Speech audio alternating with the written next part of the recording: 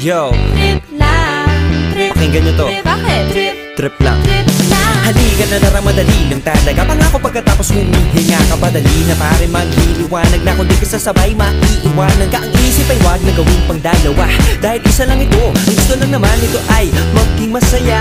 Para di ka mabato ay iwasan mo ang pananatili sa isang lugar. Ibig ko sabihin ay huwag ka papasakop sa takot, wag ka papasakop. Kapag nangate, di ka dito isipin mo. Hinipan sa lahat ng karanasan mo dito sa mundo. Bilang tao, gano'n pa rin, hindi nagbago. Pinakamasaya yung di pinlano. Kasi pag